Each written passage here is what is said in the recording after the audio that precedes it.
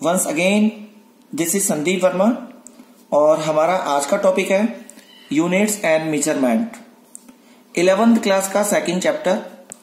Students, इस chapter को मैंने 3 पार्ट्स में डिवाइड किया है।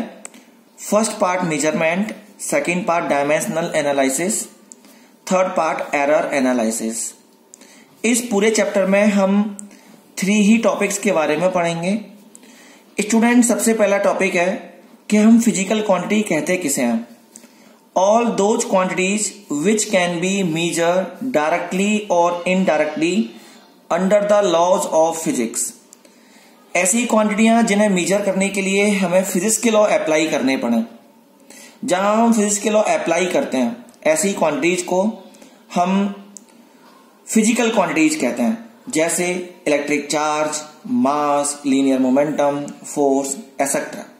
बहुत सारी क्वांटिटीज हमारे पास होती हैं। स्टूडेंट्स, मेनली फिजिकल क्वांटिटीज को हम 2 ग्रुप्स में डिवाइड कर सकते हैं। First one is fundamental quantity and second one derived quantity. Students, fundamental वो क्वांटिटियां होती हैं जो किसी दूसरी क्वांटिटीज पे डिपेंड नहीं करती हैं, which are not depend on other quantities. उनका अपना एक कह सकते हैं एक इंपोर्टेंस होता है, किसी दूसरी क्वांटिटी पे वो डिपेंड नहीं करती हैं। ऐसी क्वांटिटीज को फंडामेंटल क्वांटिटीज कहते हैं डियर स्टूडेंट्स, और उनकी यूनिट्स को फंडामेंटल यूनिट्स भी कहते हैं। अगर हमें डिफाइन करना पड़े फंडामेंटल यूनिट्स, तो the units which are not depend on others units they are known as the fundamental units. ये भी कह सकते हैं हम the units of fundamental quantities are known as the fundamental units. Students, we have 7 fundamental और basic unit in our physics. First one is length. The SI unit of length is meter. Second one is mass. The SI unit of mass is kilogram. Third one is time. SI unit of time is second. Fourth one temperature. SI unit of temperature Kelvin. Electric current. SI unit is ampere. Luminous intensity. SI unit candela. Quantity of matter. This is mole. Students, यहां इन units के symbol हैं। Metre को हम M में represent कराएंगे, M से represent कराएंगे। Kilogram को हम केजी से रिप्रेजेंट कराएंगे। सेकंड को हम एस से रिप्रेजेंट कराएंगे। केल्विन को हम के से रिप्रेजेंट कराएंगे। एम्पियर को हम ए से रिप्रेजेंट कराएंगे। कैंडला को हम सीडी से रिप्रेजेंट कराएंगे, स्मॉल सीडी। और क्वांटिटी ऑफ मैटर की जो एसआई यूनिट है मोल, उसको हम मोल से रिप्रेजेंट करेंगे। डियर स्टूडेंट्स, फंडामेंटल क्वांटिटी और डिराइव क्वांटिटी के अलावा भी हमने एक स्पेशल कैटेगरी रखी है क्वांटिटीज की। ऐसी क्वांटिटी को सप्लीमेंट्री क्वांटिटीज कहते हैं और उनकी यूनिट्स को हम सप्लीमेंट्री यूनिट्स कहते हैं। सप्लीमेंट्री का मतलब they can use as a fundamental as well as derive. So इसमें केवल 2 ही क्वांटिटीज होती हैं, प्लेन एंगल और सॉलिड एंगल। स्टूडेंट्स, ऐसा unit of plane angle is radian, ऐसा unit of solid angle is steradian. Plane angle, the angle form at the centre of the circle is known as the plane angle. Theta से represent कराते हैं और generally हम कहते हैं plane angle theta equal delta S upon R, माने arc upon radius. अगर हम पूरी सर्कमफेरेंस की बात करें स्टूडेंट्स, तो थीटा की वैल्यू हम पुट कर सकते हैं 2 pi r upon r two r cancel. तो the plane angle due to the circumference, total circumference of the circle, that will be equal to 2 pi. अब हम बात करते हैं सॉलिड एंगल्स की। स्टूडेंट्स, सॉलिड एंगल क्या होता है? एक स्फीयर के सेंटर पे जो एंगल बनता है, जैसे हम देखते हैं ना वाटरमेलन का एक पार्ट हम निकाल लेते हैं ऐसे करके, रेडिस वाला। ये तो स्फीयर के सेंटर पे जो एंगल बनेगा that is called the solid angle. And solid angle को स्टूडेंट्स हम ओमेगा से रिप्रेजेंट कराते हैं। ओमेगा इक्वल होता है changing in the area upon r square. Changing in the area, अगर हम टोटल एरिया ऑफ स्फीयर की बात करें students, that is equal 4 pi r square and divide by r square. So r square cancel. तो due to the complete area solid angle will be equal to 4 pi and plane angle, total plane angle equal 2 pi. Okay, solid angle SI unit steradian, plane angle SI unit radian. Students अब बात करते हैं हम लोग derived units की और quantity की। ऐसी क्वांटिटीज जो फंडामेंटल क्वांटिटीज पे डिपेंड करती हैं। यहां हम देख सकते हैं इस शीट में derived quantities, they are directly depends on the fundamental quantities, or we can say that other quantities. So they are known as the derived quantities. Students, we have so many derived quantities like the area equal length into breadth, so meter into meter, so meter square. Derived units, force F equal ma, SI unit of mass kilogram, SI unit of acceleration meter per second square, so kilogram meter per second square derived units हो गई। Students हमारे पास बहुत सारी quantity हैं। हम work कह सकते हैं, हम टॉर्क कह सकते हैं, हम पावर कह सकते हैं, हम प्रेशर कह सकते हैं, हम स्ट्रेस कह सकते हैं, हम स्ट्रेन कह सकते हैं, etcetera. We have so many quantities and we have only 7 fundamental quantities and we have only 2 supplementary quantities. Students, now I want to take topic dimensions of physical quantity. Students यहां आप देख रहे हैं, you can see here area is a derived quantity and here the SI unit of area is meter square. So here you can see in the first sheet, these are the dimensions of the fundamental quantities. The dimensions of the length is L, हम represent करते हैं L से. Dimension of mass is M, हम M से represent कराते हैं. Dimensions of time is T, dimension of temperature K से represent कराते हैं. और कहीं कहीं स्टूडेंट्स हम थीटा से भी रिप्रेजेंट कराते हैं, कहीं कहीं बुक्स में थीटा भी रिप्रेजेंट सिंबल है टेम्परेचर का। यहां हम देख सकते हैं इलेक्ट्रिक करंट का डायमेंशनल फॉर्मूला ए होता है ए, और क्वांटिटी ऑफ मैटर का डायमेंशनल फॉर्मूला मोल होता है। तो ये सब हमारे पास एल, एम, टी, थीटा, के, ए, एम, ओ, एल, मोल, ये सब इन फंडामेंटल क्वांटिटीज की डायमेंशनल हैं। इन्हीं डायमेंशन से सारी और ड्राइव यूनिट्स के डायमेंशन बनते हैं। तो जैसे मान लीजिए अब मैंने यहां पे एरिया लिखा, अब एरिया इक्वल हम जानते हैं लेंथ इंटू ब्रेथ होता है, तो लेंथ का डायमेंशनल फॉर्मूला L, ब्रेथ का भी डायमेंशनल फॉर्मूला L, तो क्या मिला हमारे पास L2। बताइए क्या मिला L2। So L2 is the dimensional formula of area. ऐसे ही मैं फोर्स का बनाना चाहूं, हम देख सकते हैं फोर्स का डायमेंशनल फॉर्मूला कैसे बनाएंगे, MA। इसके लिए मैं बात करता हूं अभी नीचे। तो हमने क्या किया, ये L हमारे पास फंडामेंटल क्वांटिटी है और हमने पावर लगाई। तो डायमेंशंस क्या है, मेनली पावर्स हैं जो किस पे राइज किए जाते हैं, फंडामेंटल क्वांटिटीज पे राइज किए जाते हैं। Dimensions are powers to which the fundamental quantity must be raise to represent that quantity completely are known as the dimensions.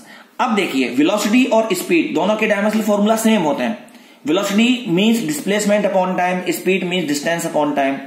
So distance और डिस्प्लेसमेंट दोनों ही लेंथ है, तो dimensional formula here L for the length and T for the time, so LT-1।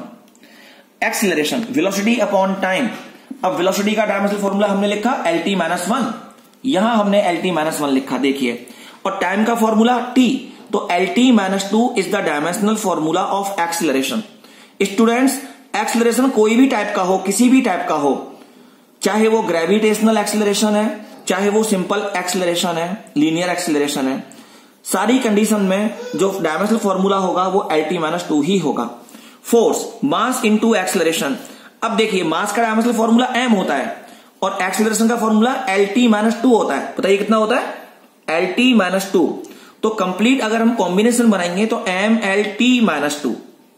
Students next quantity pressure, force upon area, force का dimensional formula MLT-2, area का dimensional formula L2। Solve करेंगे आप ML-1 T-2। Students work हो हमारे पास, चाहे energy हो, चाहे kinetic energy हो, चाहे पोटेंशियल एनर्जी हो, चाहे टॉर्क हो, इन 1 2 3 4 5 इन 5 क्वांटिटीज का डायमेंशनल फॉर्मूला एक ही होता है, दैट इज ML2 T-2। कैसे निकाला हमने, W equal force into displacement. Okay students, तो फोर्स का डायमेंशनल फॉर्मूला अभी आपको ऊपर पता लगा कितना होता है MLT-2, डिस्प्लेसमेंट का dimensional formula L, so ML2 T-2 is the dimensional formula of work. Angle, strain, relative density, refractive index. Students 1 2 3 4 ये हमारे पास 4 स्पेशल क्वांटिटीज हैं जिनका डायमेंशनल फॉर्मूला 0 होता है, माने angle, strain, relative density, refractive index, they have no dimensional formula. Okay students, now our next quantity is stress. Stress students, जब हम किसी भी ऑब्जेक्ट पर फोर्स अप्लाई करते हैं, एक्शनल फोर्स अप्लाई करते हैं, तो ये ऑब्जेक्ट की शेप चेंज हो जाती है. जो इस अप्लाई फोर्स को, एक्शनल फोर्स को रजिस्ट करती है. क्या करती है? रजिस्ट. ये हमने एक्शनल फोर्स अप्लाई किया, ये शेप चेंज हो गई. अब इस फोर्स के अगेंस्ट एक फोर्स अप्लाई हुआ जिसे हम कहते हैं रीस्टोरिंग फोर्स, रीस्टोर कराने वाला force. So stress equal restoring force per unit area. Students, force किसी भी टाइप का हो, उसका डायमेंशनल फॉर्मूला होता है mLT-2 upon area. Area is L2. Solve करेंगे mL-1T-2. नाउ स्टूडेंट्स, एक साइंटिस्ट है जिनका नाम है हुक. हुक ने कहा कि जितना भी हम स्ट्रेस किसी भी ऑब्जेक्ट पर अप्लाई करेंगे उतना ज्यादा स्ट्रेन क्रिएट होगा. स्ट्रेन का मतलब changing in the dimensions upon original dimensions, माने उसकी शेप और साइज उतना ही चेंज होगा. तो स्टूडेंट्स, इस इक्वेशन नंबर 1 से हम कह सकते हैं strain equal E into strain, stress equal E into strain and E equal stress upon strain. Dear students, this E is known as the coefficient of elasticity. This is known as the coefficient of elasticity. And stress का dimensional formula अभी हमने find किया है mL-1T-2. और strain means changing in the dimensions upon original dimensions. That means changing in the length upon original length, changing in the volume upon original volume. जब हम इनका dimensional formula निकालेंगे तो changing in the length upon original length का मतलब length upon length cancel out हो जाएगा, 1 मिलेगा. इसका मतलब no dimensional formula. So stress mL-1T-2 upon strain m0 L0 T0. Solve करेंगे mL-1T-2. Okay students, so coefficient of elasticity dimensional formula is mL-1T-2. Students, ऐसे ही हमारे पास एक होता है यंग मॉडुलस. क्या होता है? YOUNG, Young's modulus. Young modulus is also the young modulus has also the dimensional formula mL-1T-2. Dear students, एक formula होता है हमारे पास बल्क मॉडुलस. बल्क मॉडुलस का भी फॉर्मूला mL-1T-2 ही होता है. Now coefficient of viscosity, students बहुत इंपॉर्टेंट डायमेंशनल फॉर्मूला है. ये विस्कोसिटी के बारे में पहले मैं बता दूं. विस्कोसिटी एक फ्रिक्शन फोर्स की तरह ही है जो किसी भी ऑब्जेक्ट को लिक्विड में फ्लो होने से रोकती है, विस्कोसिटी. तो this viscous force is directly proportional to area of the layer and dv over dx. Students, ये जो dv ओवर dx है इसे कहते हैं हम लोग velocity gradient. Okay, suppose that ये लिक्विड की 2 लेयर है और इन 2 लेयर के बीच में एक डिस्टेंस है जिसे हमने dx कहा है. इस लेयर की जो वेलोसिटी है वो v1 है, इस लेयर की जो वेलोसिटी है वो v2 है. अब जो अपर लेयर होती है उनकी वेलोसिटी ज्यादा होती है डाउन लेयर के कंपैरिजन में, और इनके बीच में जो वेलोसिटी का डिफरेंस आया दैट इज dv. और ये इनके बीच में जो परपेंडिकुलर डिस्टेंस है वो कितनी है? डेल्टा x, और dx we can say. So dv upon dx is the velocity gradient. So हमें चाहिए, हम कह सकते हैं F इक्वल ईटा. ईटा एक कोएफिशिएंट ऑफ विस्कोसिटी है. a dv ओवर dx, हमें ईटा की वैल्यू निकालनी है. So eta equal F dx upon a dv. So force का डायमेंशनल फॉर्मूला रखा हमने mL-T-2 डेल्टा x, इसका मतलब डिस्टेंस है L रखेंगे, अपॉन एरिया का डायमेंशनल फॉर्मूला L2. वेलोसिटी का डायमेंशनल फॉर्मूला आप जानते हैं कितना होता है? LT-1.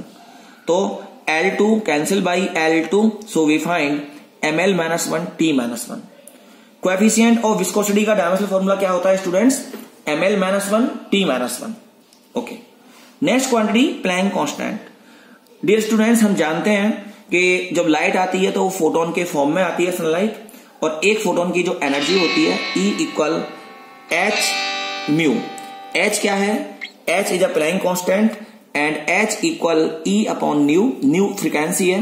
फ्रीक्वेंसी का डायमेंशनल फॉर्मूला T-1 होता है, क्योंकि स्टूडेंट्स हम जानते हैं फ्रीक्वेंसी इक्वल 1 अपॉन टी, और 1 अपॉन टी को जब हम सॉल्व करेंगे तो T-1 मिलेगा. एनर्जी Ml2T-2, तो सॉल्व करेंगे Ml2T-1। Students, we have so many physical quantities और हम बहुत सारी फिजिकल क्वांटिटी के डायमेंशनल फॉर्मूले फाइंड करेंगे और होप सो कि आपको ये समझ में आ गया होगा। आगे नेक्स्ट वीडियो में हम बात करेंगे application of dimension analysis. Thank you.